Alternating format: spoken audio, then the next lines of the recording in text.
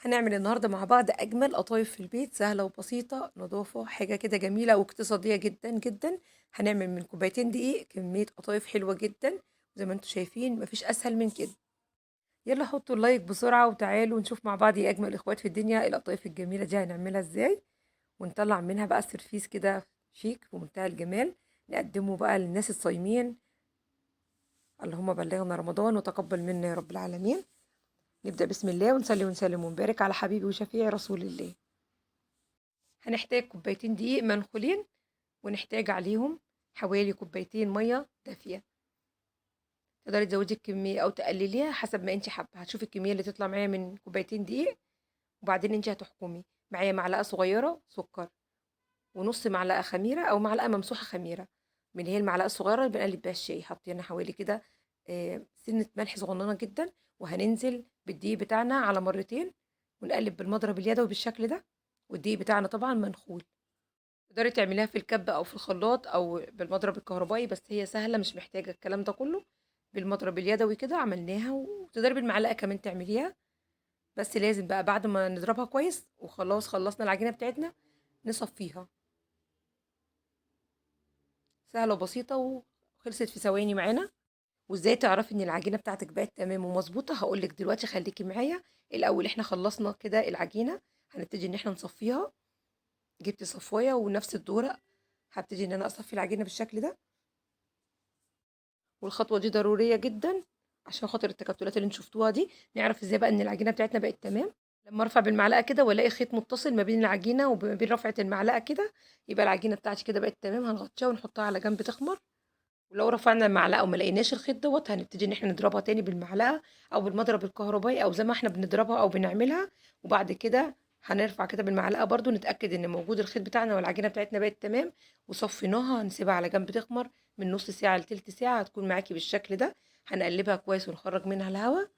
مش هنسيبها تخمر كتير، العجينة بتاعت القطايف ما بتحبش الخميرة الكتير ولا إنها تقعد وقت طويل تخمر. جبنة صينية أو طاسة هتحطيها على النار، وخلي بالك من النقطة اللي أنا هقول لك عليها دلوقتي. أهم حاجة في الصينية أو الطاسة اللي أنت هتشتغلي فيها تكون السطح بتاعها مستقيم. يعني إيه؟ يعني مش مقعرة كده في النص، عشان هتاخد القطافية وتعمل لك شكل غريب كده في القطافية. هوريكي دلوقتي معايا برضو اللي أنا بقول لك عليه. لو الصينية بتاعتك مقعرة يبقى لازم تعملي واحدة واحدة. لازم تكون الصينية مفروضة عشان تقدري تعملي كمية كده. على النار، النار بتاعتنا وسط. سخنا في الاول الصينيه وبعد كده النار بقت وسط، وبتطلع معاكي بكل سهوله. خدي بالك معايا هنا، دي مقاس، ده مقاس اصغر، تقدري تصبي كده بالدورق بكل سهوله لو انت تقدري تتحكمي في مقاس القطافيه. والموضوع بيبقى سهل لان العجينه مش بتبقاش سائله قوي، بتبقى يعني تقدري تتحكمي فيها صراحه. بصوا هنا شايفين في ميل كده حصل اهو. شايفين القطافيه دي علشان هنا في ميل في الصينيه عندي، عشان كده عملت بالشكل ده. فلازم تكون الصينية عندك مفرودة تماما.